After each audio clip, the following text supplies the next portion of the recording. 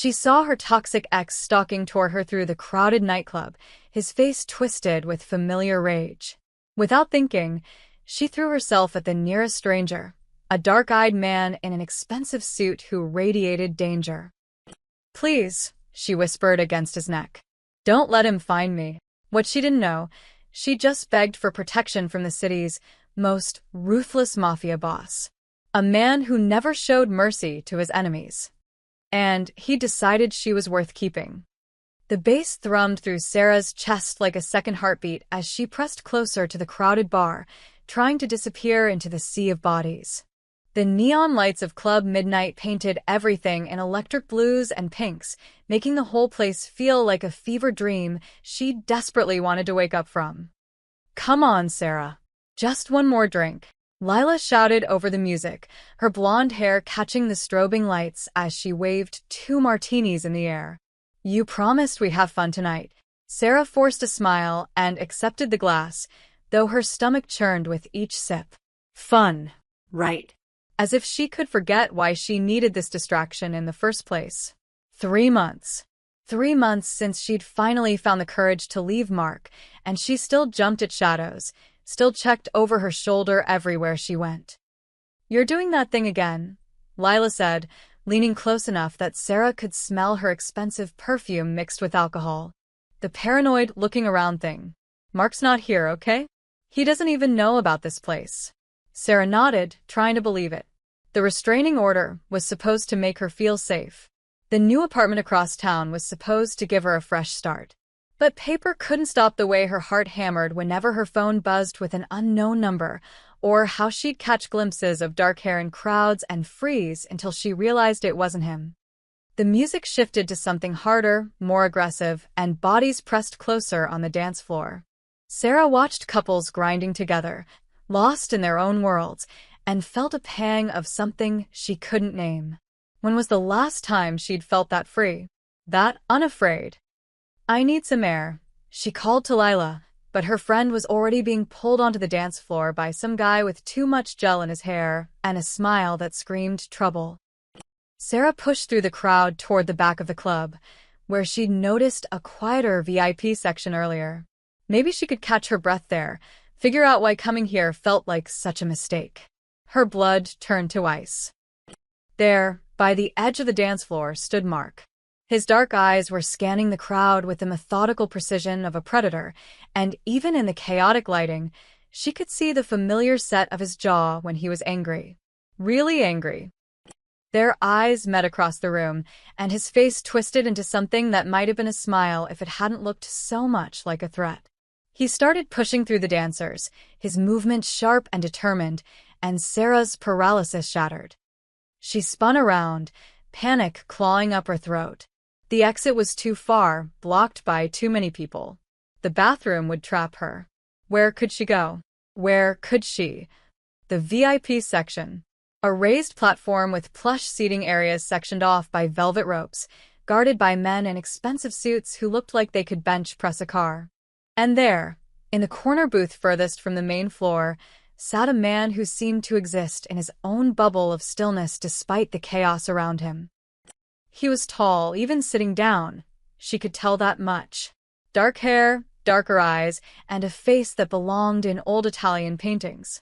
Beautiful and dangerous in equal measure. He wore a black suit that probably cost more than Sarah made in 6 months, and he held a glass of what looked like expensive whiskey like it was a weapon. But it was the way he sat that caught her attention. Completely relaxed, utterly in control, like he owned not just the booth, but the entire club. Like nothing and no one could touch him. Sarah didn't think. She couldn't think. Mark's voice was getting closer, calling her name over the music with that edge that meant trouble, and her body moved on pure instinct. She ducked under the velvet rope, ignoring the surprised grunt from the guard, and threw herself into the stranger's lap. Her arms wrapped around his neck like he was a life preserver, and she was drowning, which wasn't far from the truth. "Please," she whispered against his ear, her voice breaking. "Please don't let him find me." For a heartbeat, the man went rigid beneath her. She felt the coiled strength in his body, the way his muscles tensed like he was deciding whether she was a threat or just crazy.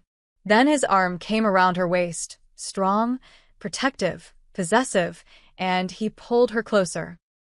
"Easy, sweetheart," he murmured, his voice low and rough like aged whiskey. There was an accent there, something that spoke of old money and older secrets. "I've got you." Sarah risked a glance back toward the dance floor and saw Mark pushing against one of the guards, his face red with fury.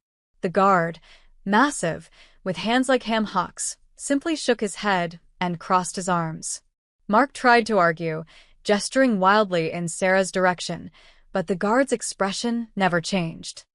"Friend of yours?" the stranger asked, and Sarah could feel his attention shift to Mark like a predator focusing on prey. "Ex," Sarah managed, her heart still pounding so hard she was sure he could feel it. "He won't leave me alone. He's not supposed to be here. There's a restraining order." Something changed in the man's posture. Not more tense, exactly, but more focused. Like he'd just decided something important. His free hand moved to rest on her thigh, the touch casual but unmistakably claiming. "What's his name?" The question was asked so quietly Sarah almost missed it over the music. "Mark. Mark Davidson." "I'm sorry, I shouldn't have." "You did exactly what you should have done." His thumb traced a small circle on her leg, and despite everything, Sarah felt herself beginning to relax for the first time in months. "I'm Dante." Just Dante. No last name, like he didn't need one. Like everyone should already know who he was. She watched Mark try one more time to get past the guards, saw him pull out his phone, probably to call the police and report her for violating the restraining order, something he'd threatened before. But as he lifted the device, another guard appeared beside him. This one didn't speak, just stared, and Mark's hand slowly lowered. "How did you?" Sarah started to ask. Dante's hand shifted to her back, steady and warm. "Let's just say people tend to listen when I suggest they leave." Mark shot one last venomous look in their direction before disappearing into the crowd. Sarah felt the tension leave her body so fast she almost collapsed. Only Dante's arms kept her upright. "Thank you," she breathed. "I don't know how to." "No need," he studied her face with eyes so dark they seemed to absorb light. "You're safe. That's all that matters." Something in his tone made her shiver, though not from fear. There was a promise there and a warning. Safe with him, maybe, but safe from him? That was an entirely different question. "I should go find my friend," Sarah said, though she made no move to leave the warm circle of his arms. Dante's lips curved in what might have been a smile. "Of course. But Sarah?" She froze. She hadn't told him her name. "If he bothers you again, call me." A business card appeared in his hand like magic, heavy cardstock with just a phone number embossed in silver. No name, no company. Day or night. Sarah took the card with trembling fingers. "How do you know my—" But when she looked up, Dante was watching the crowd again, his expression unreadable. Dismissed, apparently. She slid off his lap on unsteady legs and immediately missed his warmth. "Thank you," she said again, but he just nodded without looking at her. Sarah made her way back through the crowd in a daze, the business card burning against her palm. She found Lila by the bar, drunk and giggly, completely oblivious to what had just happened. "There you are. Where did you disappear to? I saw you talking to some gorgeous guy, but then— Oh my God, Sarah, you look like you've seen a ghost." "Mark was here," Sarah said numbly. All the color drained from Lila's face. "What? Are you serious? Did he hurt you? Do we need to call the police?" "No, it's handled." I think Sarah's eyes drifted back to the VIP section, but the booth was empty now. Dante was gone like he'd never been there at all. "We should go home."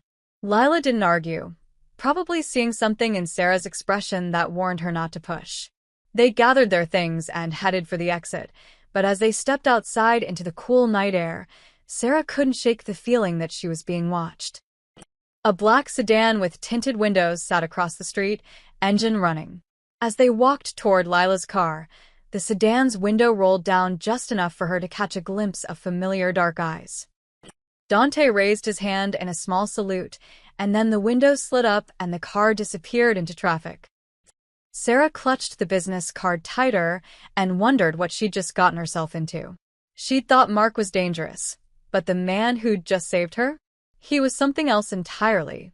Something that made her pulse quicken for reasons that had nothing to do with fear. She was still thinking about his hands on her skin when she fell asleep that night, the business card tucked safely under her pillow like a talisman against the dark.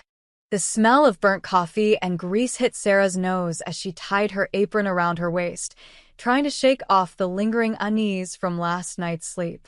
She dreamed of dark eyes and gentle hands, of being held like something precious instead of something broken. The business card sat heavy in her purse, a reminder that maybe, just maybe, she wasn't as alone as she'd thought. "Girl, you look like death warmed over," called Rosa from behind the counter of Murphy's Diner. At 62, Rosa had seen every kind of heartbreak walk through those doors, and she had a sixth sense for trouble. Late night. "Something like that," Sarah muttered, grabbing the coffee pot and starting her morning rounds. The familiar routine of taking orders and dodging wandering hands from truckers usually grounded her, but today everything felt different. Like she was waiting for something to happen. Lila burst through the door at exactly 10:30, still in yesterday's clothes with mascara smudged under her eyes. She slid into Sarah's section with the dramatic flair of someone who'd been rehearsing this conversation all morning. "Okay, spill everything," Lila demanded, not even bothering to look at the menu. "And I mean everything. Who was that guy last night?"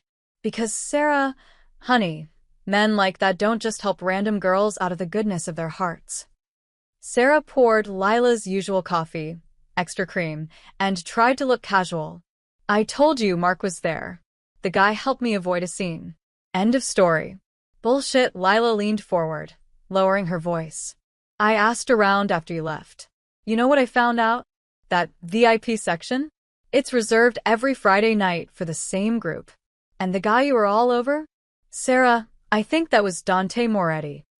The coffee pot slipped in Sarah's hands, sending brown liquid splashing across the table. "Sorry, I'm sorry. Do you know who Dante Moretti is?" Lila grabbed Sarah's wrist, her manicured nails digging into skin.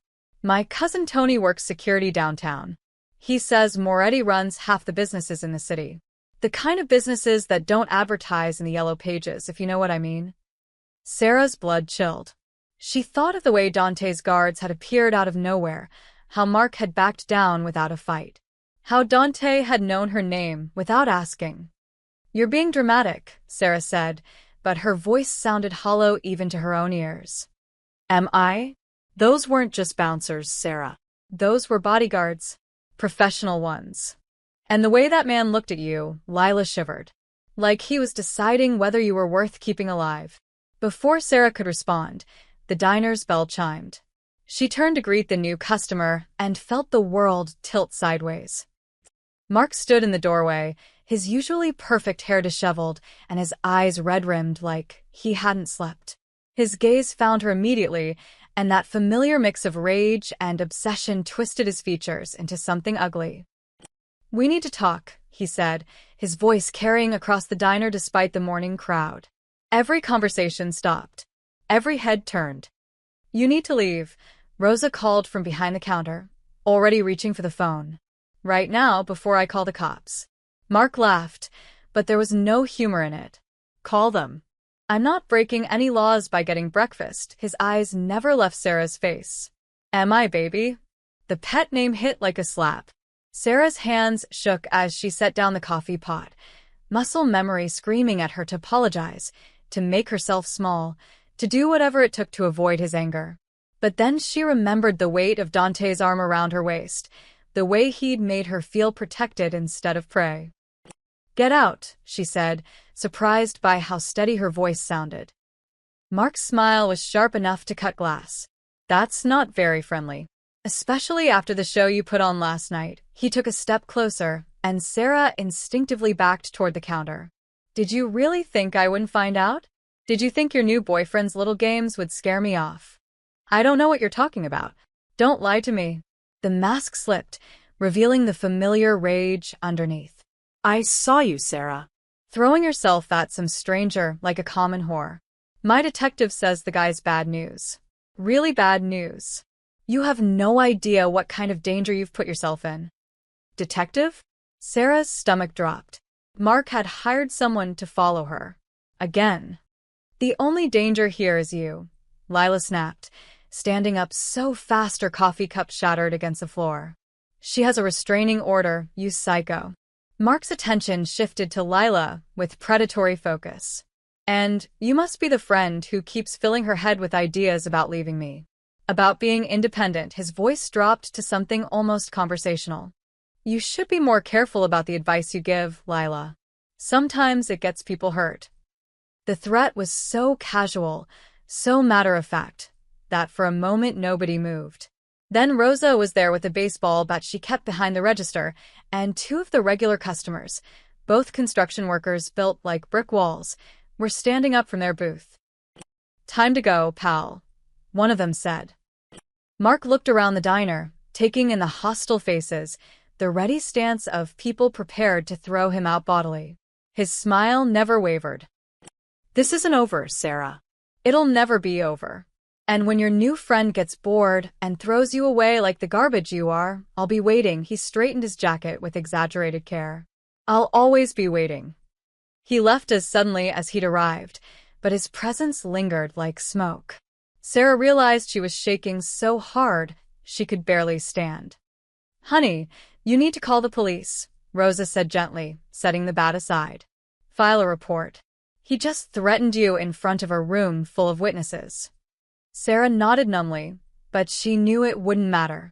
It never mattered. Mark was too smart, too careful. He'd lawyer up, claim it was all a misunderstanding, maybe even flip it around and accuse her of harassment. The system that was supposed to protect her had failed before. But maybe she had another option now. Her hand found the business card in her purse, fingers tracing the embossed numbers. Dante had said to call if Mark bothered her again, day or night. Sarah?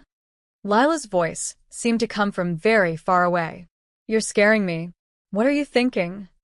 Sarah looked up, and for the first time in months, she felt something other than fear. It wasn't quite hope, it was darker than that, more dangerous.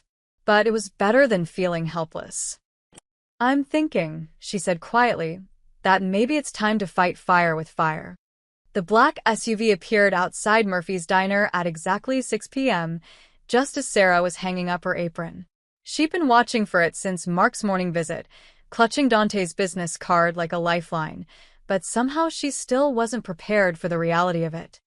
Through the tinted windows, she could make out two figures in the front seat, but it was the man stepping out of the back that made her breath catch. Dante looked different in daylight, more real, more dangerous. The expensive suit was gone, replaced by dark jeans and a leather jacket that did nothing to hide the predatory grace in his movements. Sarah, his voice carried the same low authority she remembered, but something had changed. There was an edge there now, something harder. We need to talk. She glanced around nervously. The dinner crowd was starting to filter in, and Rosa was watching from behind the counter with undisguised suspicion. Not here, Sarah said. People will. Get in the car. It wasn't a request. Sarah felt a chill run down her spine that had nothing to do with the evening air. This wasn't the gentle protector from the club. This was someone else entirely. But when she hesitated, his expression softened fractionally. Please. You called for help. Let me help. Sarah had called 3 hours ago, after Mark's visit, after the shaking had finally stopped.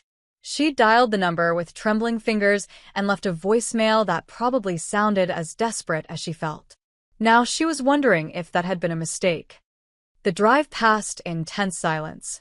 Sarah watched familiar streets give way to unfamiliar ones, then to a part of the city she'd never seen before. Old warehouses and industrial buildings lined the road, their windows dark and empty like dead eyes. Where are we going? She asked. Somewhere we won't be interrupted. The SUV pulled into an abandoned parking lot beside what looked like an old textile factory. Dante got out and waited for her to follow, his hands in his pockets, perfectly relaxed. But Sarah noticed how his eyes never stopped moving, cataloging every shadow, every potential threat. "Your ex came to see you today," he said without preamble. "Tell me exactly what happened." Sarah wrapped her arms around herself, suddenly cold. "How do you know that?" "I make it my business to know things." Dante stepped closer, close enough that she could smell his cologne, something expensive and dark. "Especially when those things concern people under my protection." "I never asked for your protection." "No? Then what was that phone call about, Sarah? What did you need help with?" She wanted to be angry at his presumption, at the way he spoke like she was already his responsibility. But the truth was, she did need help. More than she'd ever needed anything. "He threatened my friend," she said quietly. "And he hired someone to follow me. A private detective. He knows things about last night, about you." Something flickered across Dante's face. Surprise, maybe, or calculation. "What kind of things?" "He said you were dangerous. That I had no idea what kind of trouble I was getting into." Sarah looked up at him, studying his face in the dim light. "Is he right?" For a long moment, Dante didn't answer. Then he pulled out his phone and made a quick call. "Marco?" "Yeah, it's me. Run a background check on Mark Davidson. Works downtown, probably finance or law. I want to know everything, where he eats, where he sleeps, who he's been talking to." He paused, listening. "No, this is personal." "And Marco?" "Do it quietly." He hung up and turned back to Sarah. "Your ex is about to become very sorry he involved me in his little obsession." "That's not an answer to my question, isn't it?" Dante stepped closer, backing her against the SUV. His hands came up to rest on either side of her head, caging her in without touching. "You want to know if I'm dangerous, Sarah?" "The answer is yes. Very dangerous. To people who threaten what's mine." "I'm not yours," she whispered, but her voice lacked conviction. "No? Then why are you here? Why did you call me instead of the police?" His thumb traced her jaw, so gentle it was almost a caress. "Why are you looking at me like you want me to fix this for you?" Because the police had failed her before. Because restraining orders were just pieces of paper. Because for the first time in months, she'd felt safe in his arms. "I don't want to trade one controlling man for another," she said, echoing the words from her outline. Dante's laugh was low and rough. "Controlling? Sweetheart, if I wanted to control you, you'd already be locked away somewhere safe where Mark Davidson could never find you. This." He gestured between them. "This is me giving you a choice." "What choice?" "You can go home. Pretend last night never happened. Hope Mark gets bored and moves on to some other poor girl." His eyes darkened. "Or you can trust me to handle this my way." "Your way being?" "The permanent kind." Sarah's breath caught. There was no mistaking his meaning, no room for misinterpretation. He was talking about killing Mark. Maybe not in so many words, but the intent was clear as crystal. "I can't ask you to." "You're not asking. I'm offering." Dante's phone buzzed, and he glanced at the screen. "Marco's fast. Says your ex has been asking questions about me around town. Specifically about my business interests. That makes him more than just your problem now." "What does that mean?" "It means Mark Davidson just became a liability." He tucked the phone away, his expression growing cold. "And I don't tolerate liabilities." The casual way he said it, like Mark was just another item on a to-do list, should have terrified her. Instead, Sarah felt something inside her chest unfurl, something that had been crouched in fear for so long she'd forgotten what it felt like to stand up straight. "You really would do that? For me?" "I'd do worse than that for you." The honesty in his voice was brutal. "But I need you to understand what you're signing up for here." My world isn't pretty, Sarah. "It's not safe. And once you're in it, there's no going back to being the girl who serves coffee and hopes for the best."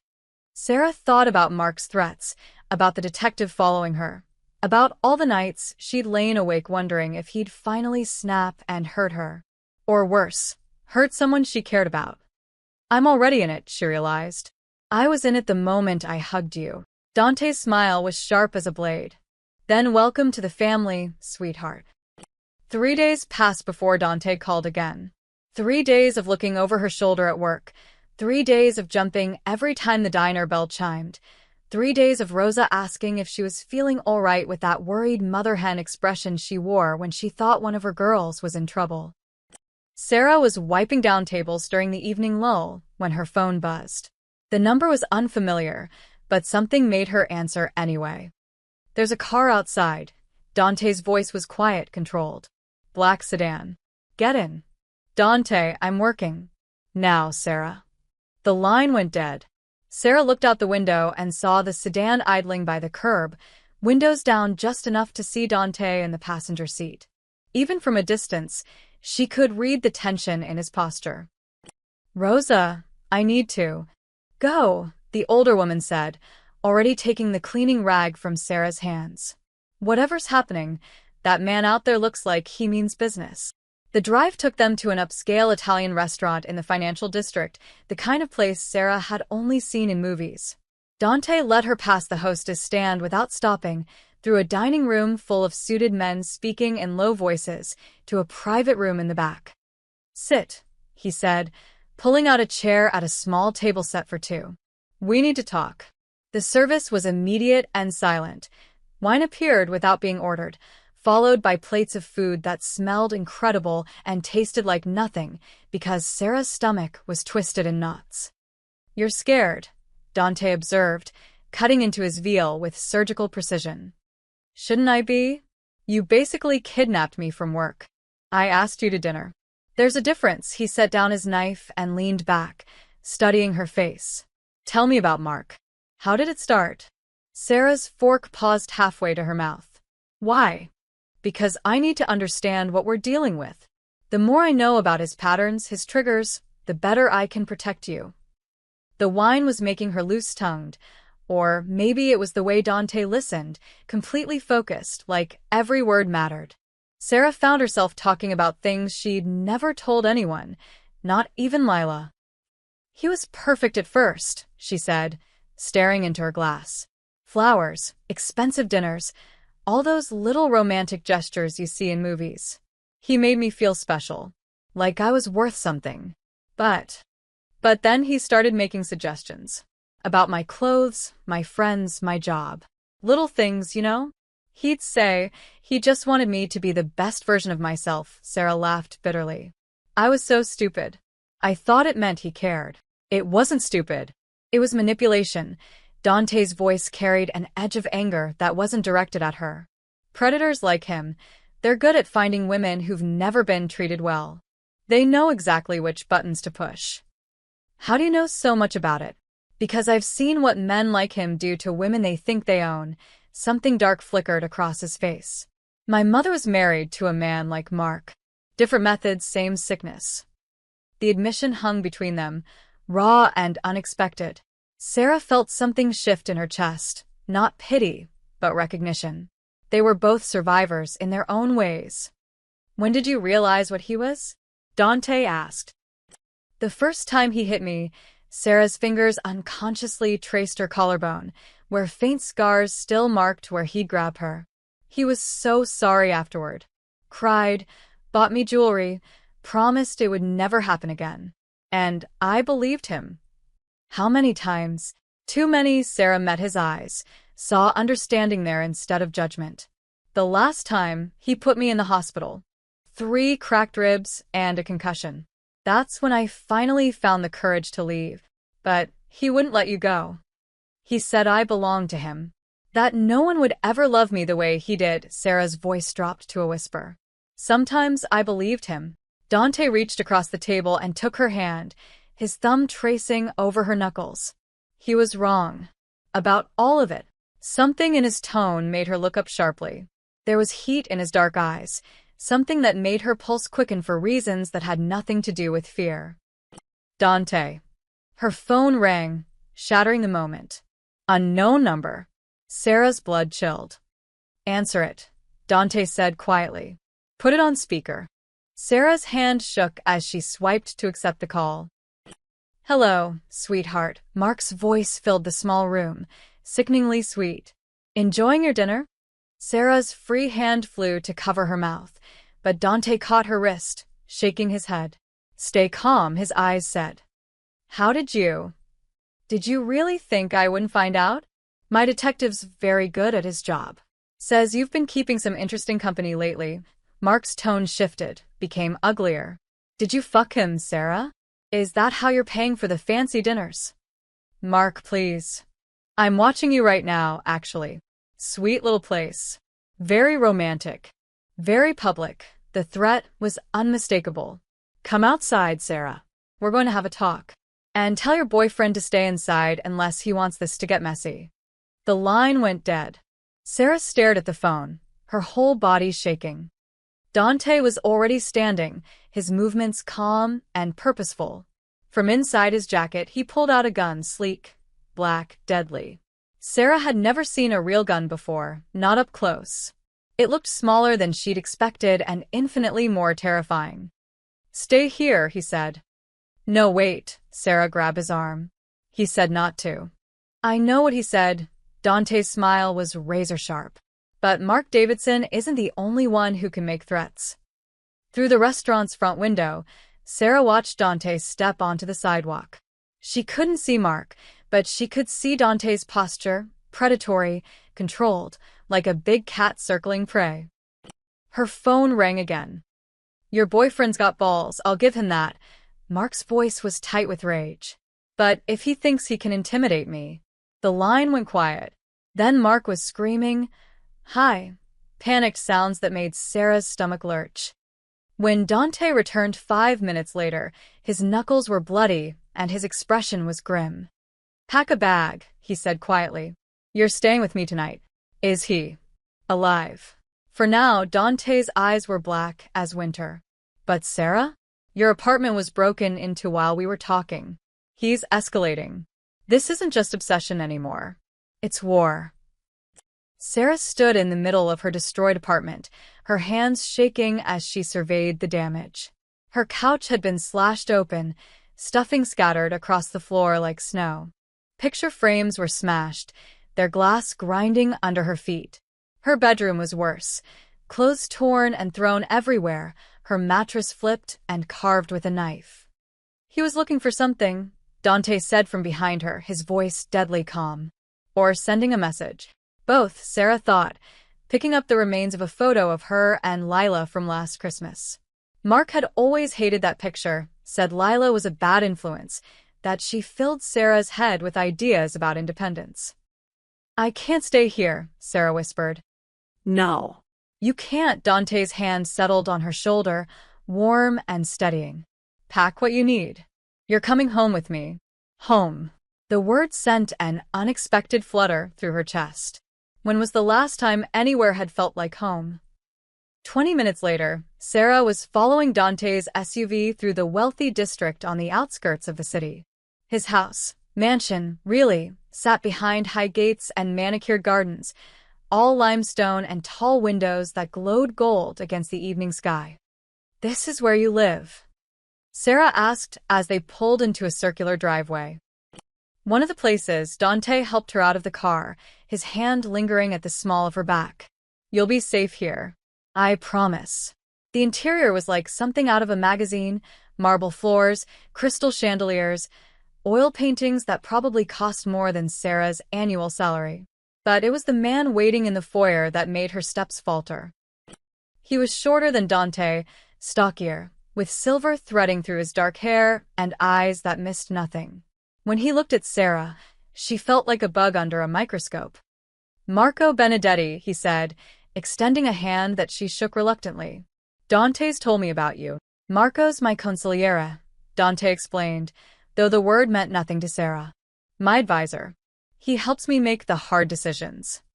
Like whether strangers can be trusted? Sarah asked, meeting Marco's suspicious gaze directly.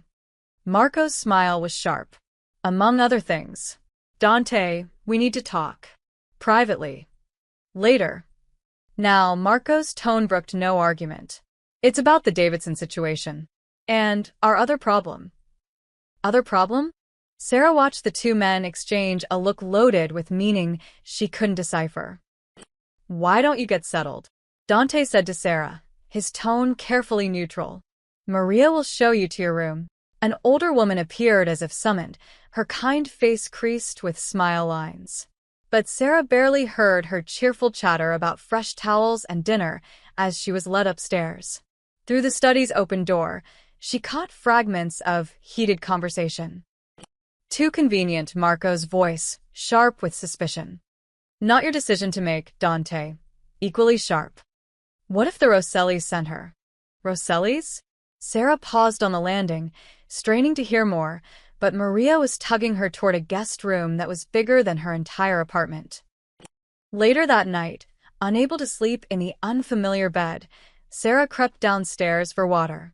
The kitchen was dark except for the soft glow from under-cabinet lighting, and she was filling a glass when voices from the study carried through the silence. She's a liability, Marco was saying. This Mark Davidson, he's asking questions about our operations. About the docks, about the Torino deal. You think it's coincidence he starts sniffing around right after she shows up? She's not involved in this. How do you know? She throws herself at you in the club, plays the victim, gets you invested in protecting her. Classic honeypot operation. Sarah's blood chilled. They thought she was some kind of spy. You're being paranoid. Am I? What do we really know about her, Dante? She works at some diner, claims her ex is stalking her. But what if Mark Davidson isn't her ex? What if he's her handler? A long pause. Then Dante's voice quieter. I've considered that. The words hit Sarah like a physical blow. He suspected her too. The man who'd promised to protect her, who'd made her feel safe for the first time in months, thought she might be playing him. The smart play is to eliminate them both, Marco continued. Clean, simple. Sends a message to the Rossellis that we're not playing games. No, the word cracked like a whip. Sarah is off limits. But Davidson, another pause. Set up a meeting. Let him think he's getting what he wants. You're letting your emotions cloud your judgment. My emotions are what keep us human, Marco. Don't forget that. Footsteps approached the kitchen door. Sarah barely made it back upstairs before she heard Dante's voice calling her name, checking if she was all right. She called back that she was fine, just getting water, and heard his footsteps retreat. But she wasn't fine. Nothing about this was fine. The next morning brought another unwelcome surprise. Sarah was picking at breakfast when her phone rang, Lila's contact photo smiling up at her. Oh, thank God. Lila's voice was breathless with relief. I was so worried when you didn't come home last night. Are you okay? Where are you? Sarah glanced around the opulent dining room, where Dante was reading financial reports over his coffee like a normal person instead of someone who'd casually discussed murder the night before. I'm safe. Mark broke into my apartment. Jesus Christ, Sarah. Did you call the police? It's handled, the phrase tasted bitter. Everything was always handled in Dante's world. Handled how? Sarah, you're scaring me. Where exactly are you? I can't really talk right now. Are you with him? With Moretti? Lila's voice dropped to a whisper. Sarah, listen to me. I've been asking around, doing some research. This man is dangerous. Like, really dangerous. There are rumors about people who cross him just disappearing. Sarah's eyes found Dante across the table. He was watching her with that unreadable expression, probably hearing every word. I have to go, she said quickly. Sarah, wait. But she'd already hung up. When she looked up, Dante was still watching her. Friend worried about you? He asked mildly. something like that. It's natural. You disappeared without warning, moved in with a man she doesn't trust. He folded his paper with precise movements. Lila's smart to be concerned. Are you having me watched? I'm having you protected. There's a difference. Is there? Because from where I'm sitting, it feels like I've traded one prison for another. Dante's expression hardened. If that's how you feel, you're free to leave any time. But if you do, I can't guarantee what happens next. The threat was subtle but unmistakable. Sarah felt the walls closing in around her, just like they had with Mark. Different cage, different keeper, but a cage nonetheless. I need some air, she said, standing abruptly. I'll come with you, No, the word came out sharper than she intended. I need to be alone for a few minutes. Please. Dante nodded slowly, but she could feel his eyes following her as she walked outside. The gardens were beautiful, peaceful, but all Sarah could think about was the high walls topped with security cameras, the guards she'd glimpsed patrolling the perimeter. Paradise or prison? Maybe there wasn't a difference. The call came at 2 a.m., jarring Sarah from restless sleep. She'd been staying at Dante's mansion for a week now, and the luxuries still felt foreign, like wearing someone else's expensive clothes. Her phone buzzed against the marble nightstand, Mark's name glowing on the screen like a curse. She almost didn't answer. Almost.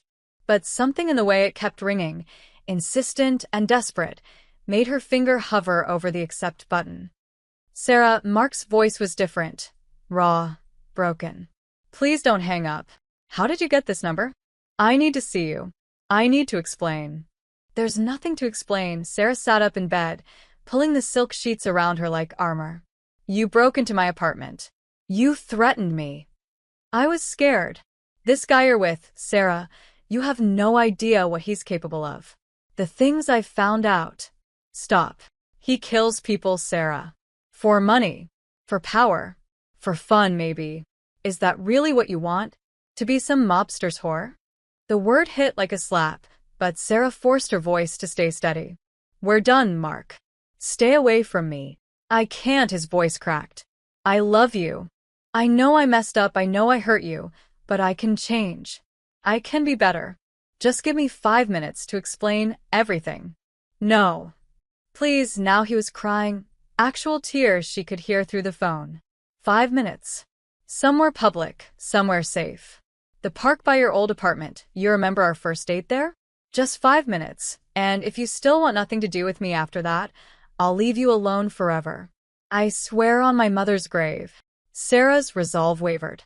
She did remember that first date, how charming Mark had been, how he'd seemed like everything she'd ever wanted. Before the jealousy, before the control, before the violence. Sarah, please. I'm begging you.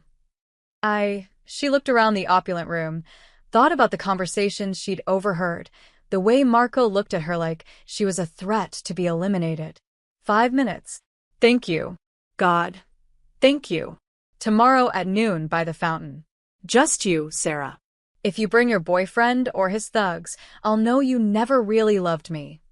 The line went dead. Sarah stared at her phone, wondering if she'd just made the biggest mistake of her life. She didn't tell Dante about the call. At breakfast, she pushed eggs around her plate and made small talk about the weather while he read business reports that probably contained more violence than her favorite crime novels. Marco joined them, as he had every morning this week, his suspicious eyes cataloging her every move.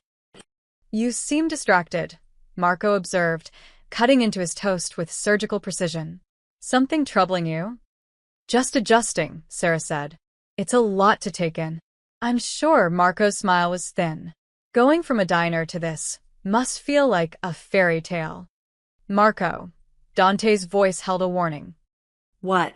I'm just making conversation, but Marco's eyes never left Sarah's face. Though I suppose even fairy tales have their dark sides. Bluebeard's wives thought they were lucky too, until they opened the wrong door. The reference sent ice through Sarah's veins. Was he threatening her? Warning her? Both. I have some errands to run today, Sarah said carefully. Nothing important, just girl stuff. Dante looked up from his papers. Tony can drive you wherever you need to go. Tony, one of his bodyguards. Another leash, another way to track her movements. That's okay. I can take the bus. I insist. Dante's tone brooked no argument. It's not safe for you to be alone right now. Sarah forced a smile. Of course. Thank you.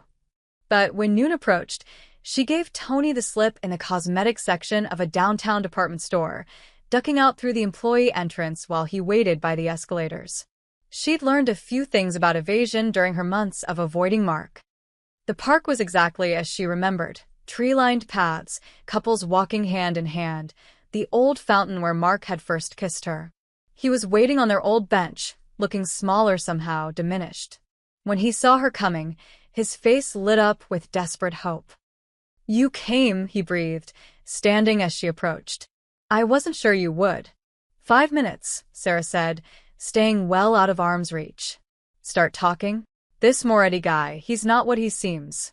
I hired the best private investigator money could buy, and the things he found, Sarah, this man has killed at least a dozen people. He runs drugs, prostitution, illegal gambling. He's a monster." "And you're not." Mark flinched. "I never killed anyone. I never sold poison to kids or forced women into. You put me in the hospital. I was sick." The words came out in a rush. "I know that now. I've been seeing a therapist, taking medication. I can show you the prescriptions. Sarah, I'm getting better. I'm becoming the man you deserved all along." Despite everything, Sarah felt a flicker of the old sympathy. Mark had been her first love, before everything went wrong. Maybe he really was trying to change. "I want to believe you," she said quietly. "But I can't. Too much has happened. Then just let me help you get away from him. I have a plan." "No," Sarah stepped back, reality crashing over her. This wasn't about redemption or second chances. This was about possession, about Mark's inability to accept that she'd moved on. "This is exactly what you always do. You hurt me, then you try to save me from the consequences of your own actions." "Sarah? I'm leaving now." She turned to go, but Mark's voice stopped her cold. "I know about the meeting." Sarah's blood turned to ice. "What meeting?" "Tomorrow night. Your boyfriend and his people are planning to eliminate some rivals. The Rosselli family, I think. Something about a warehouse by the docks." Mark's smile was triumphant. "My investigator has been very thorough. He's got photos, recordings, everything. One phone call to the FBI, and your precious Dante goes away forever." The trap snapped shut around her. This wasn't about reconciliation, it had never been about that. Mark had found leverage, something to force her back into his orbit. "What do you want?" she asked numbly. "Come home with me. Tonight. We disappear, start fresh somewhere else. You do that, and I forget everything I know about Moretti's business." Sarah's phone buzzed. A text from an unknown number. "Beautiful day for a reunion. Smile for the camera." Her head snapped up, scanning the park. There, by the tree line, a man with a telephoto lens. Mark's investigator, documenting everything. "Insurance," Mark said, following her gaze. "In case you try to run back to your mobster boyfriend. He'll receive copies of these photos within the hour, showing you meeting with me voluntarily. What do you think a man like that does to women who betray him?" Sarah's world tilted sideways. She thought of Marco's suspicious glances, his talk of elimination and liability, of Dante's promise that she was under his protection, and what might happen if he thought that protection had been misplaced. She was trapped between two predators, and for the first time since this nightmare began, she realized she might not survive either of them. "Tick-tock, Sarah," Mark said softly. "What's it going to be?" Sarah stared at Mark across the abandoned warehouse, her wrists burning from the zip ties that bound them behind the chair. The photos had been delivered exactly as promised. Her meeting with Mark, their embrace, the kiss he'd forced on her before his associates had drugged her and brought her here. She could only imagine what Dante thought when he saw them. "He's not coming," Mark said, pacing in front of her like a caged animal.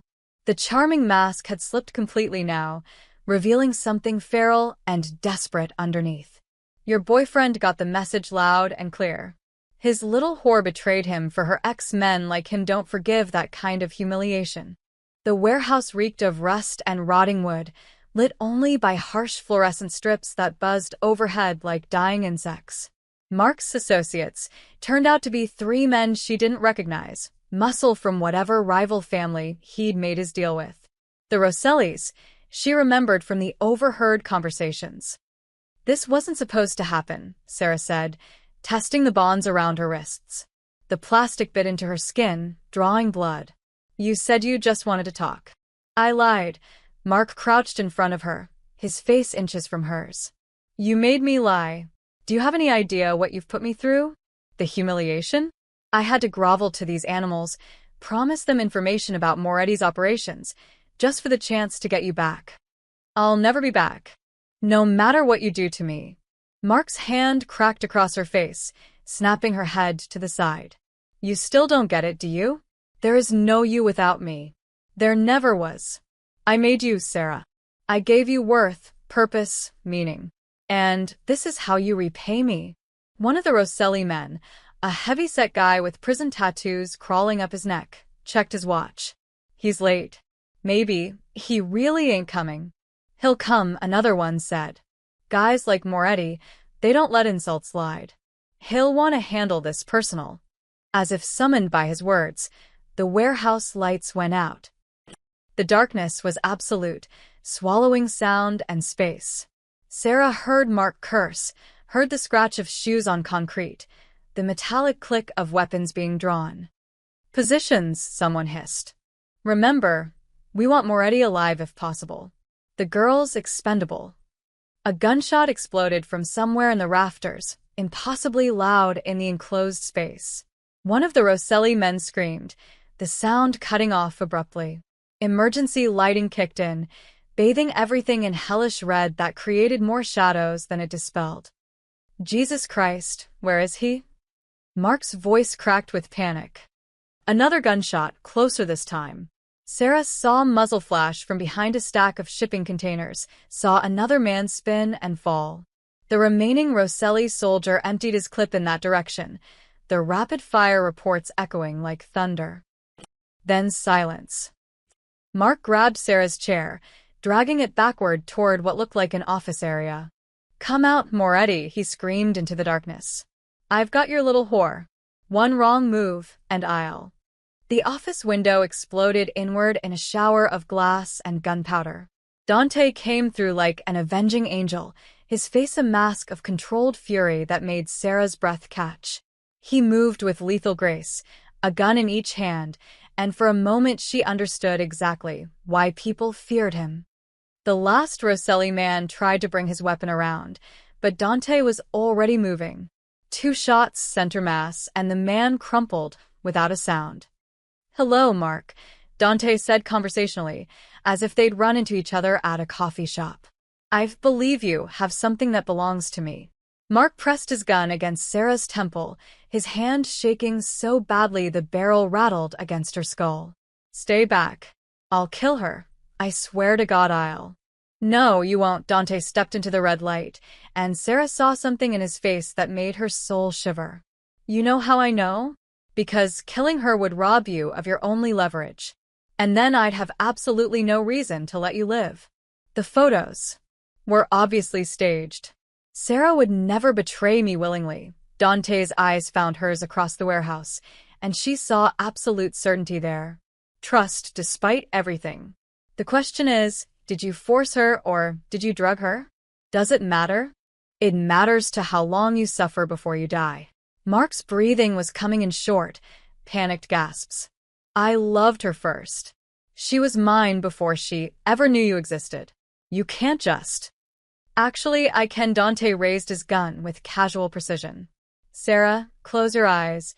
She did, squeezing them tight, and heard the gunshot that ended Mark Davidson forever. When the ringing in her ears faded, gentle hands were cutting the zip ties from her wrists. Dante knelt beside her chair, his touch surprisingly tender for a man who'd just killed 3 people without breaking a sweat. Are you hurt? He asked, examining her face where Mark had slapped her. I'm okay, Sarah's voice came out as a croak. Dante, I didn't. The photos weren't. I know. He helped her to her feet, steadying her when her legs threatened to buckle. Marco analyzed them within an hour. The lighting was wrong, the angles too convenient. Amateur work. Then why did you take so long to come? Dante's smile was sharp as broken glass. I wanted them to think they'd won. Wanted them relaxed, overconfident. Makes the killing easier. Sarah looked around the warehouse at the bodies, at the blood pooling on the concrete floor. This was Dante's world, violence and death delivered with surgical precision. She should be horrified, should be running for the nearest exit. Instead, she felt something unlock in her chest. Relief. Safety.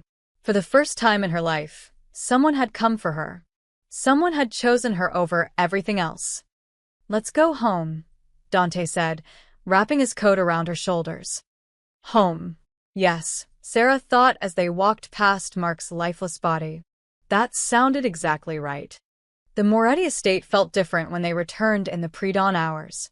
Safer, somehow, as if the violence at the warehouse had burned away the last of Sarah's illusions and left only truth in its wake. Dante's men efficiently disposed of their blood-stained clothes and weapons while Maria fussed over Sarah's injuries with the practiced calm of someone who'd tended to trauma before. "You should rest," Dante said as they stood in the marble foyer, but Sarah shook her head. "I can't sleep." "Not yet," she looked up at him, this man who'd killed for her without hesitation, who'd trusted her innocence when the evidence suggested betrayal. "We need to talk."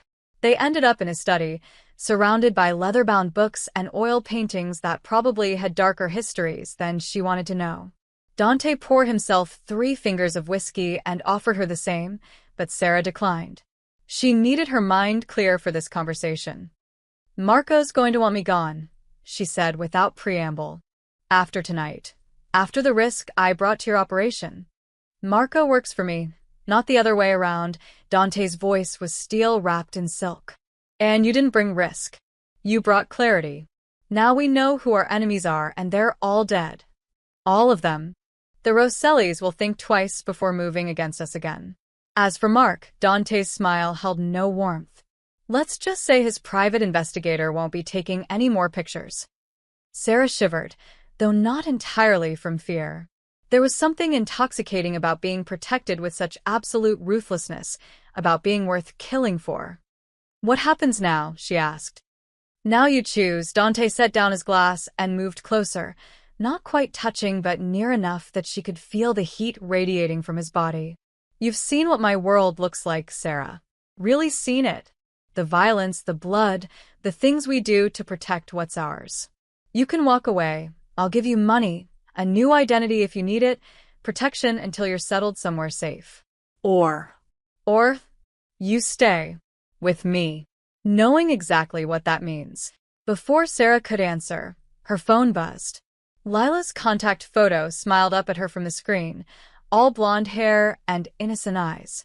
Sarah stared at it for a long moment before declining the call. The phone immediately rang again. "Answer it," Dante said quietly. "Put it on speaker." Sarah's finger hesitated over the screen, then accepted the call. "Sarah? Thank God." Lila's voice was breathless with panic. "I've been calling for hours. Are you okay? I heard there was some kind of incident." "How did you hear about that?"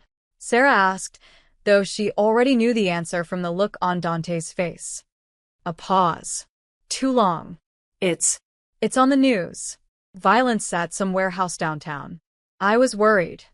"No, it's not," Dante said, speaking for the first time. "Nothing's been reported yet." My people made sure of that. Another pause, longer this time. When Lila spoke again, her voice had changed, dropped the breathless concern for something colder. "Hello, Dante. I was wondering when you'd figured out." Sarah's world tilted sideways. "Lila, what?" "I'm sorry, Sarah. I really am. You're my best friend, and I never wanted it to go this far." Lila's voice was flat now, professional. "But the Rossellis pay better than waitressing ever did." The betrayal hit like a physical blow. Sarah sank into the nearest chair, her mind reeling. "How long?" "Since the beginning. Mark wasn't just some obsessive ex, though he really was obsessed with you, which made it easier. We needed someone close to you, someone who could push you into Moretti's orbit and then report back on his activities." "The club," Sarah whispered. "You suggested going to that club. The Rossellis knew Dante would be there that night. We just needed you to make contact, get his attention. Though we didn't expect you to actually move in with him." Dante's expression was carved from stone, but Sarah could see the cold fury building behind his eyes. "Where are you now, Lila?" "Somewhere safe. Somewhere your men will never find me." A bitter laugh. "Did you really think you could wipe out an entire crime family in one night? The Rossellis have been planning this for months. Taking you down was just the first step." And Sarah was bait. Sarah was perfect bait. Sweet, innocent, damaged enough to need saving. Exactly the type of woman to make a man like you drop your guard. Another pause. I really am sorry, Sarah. For what it's worth, I do care about you. But this is business. The line went dead. Sarah stared at the phone, feeling like the ground had opened up beneath her feet. Everything, her friendship with Lila, her job at the diner, even her relationship with Mark, had been orchestrated. She'd been a puppet dancing to someone else's strings. She's wrong about one thing, Dante said softly. Sarah looked up at him through tears she hadn't realized she was crying. What? You're not Fate anymore. You're family. And I protect my family. The word hit her like a lightning bolt. Family. Not possession, not trophy, but family. Choice, not captivity. The Rossellis will come for you, she said. For both of us. Let them try. Dante knelt beside her chair, taking her hands in his. I won't lie to you, Sarah. Choosing this life means choosing danger. It means blood on your hands and enemies at your door. It means never being completely safe. But it also means never being helpless again. Never being alone. Never having to run. His thumbs traced over her knuckles, a gesture so gentle it belied everything else about him. It means being mine and me being yours, until death do us part. Sarah looked into his dark eyes and saw her future reflected there, dangerous, violent, beautiful in its own twisted way. She thought about Lila's betrayal, Mark's obsession, all the ways the world had tried to break her. Then she thought about Dante coming for her through fire and blood, about the absolute certainty in his voice when he'd said she'd never betray him willingly. You'll never have to run again, he promised, echoing the words from her outline. Sarah leaned forward and kissed him, tasting whiskey and violence and something that might have been love. When they broke apart, she was smiling.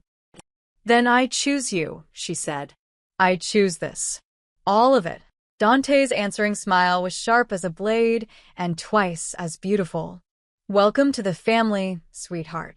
Outside, the sun was rising over the city, painting the sky in shades of gold and crimson. Sarah watched it through the tall windows and realized she wasn't afraid anymore. She'd traded her past for a future filled with dark, dangerous love. And she'd never been happier.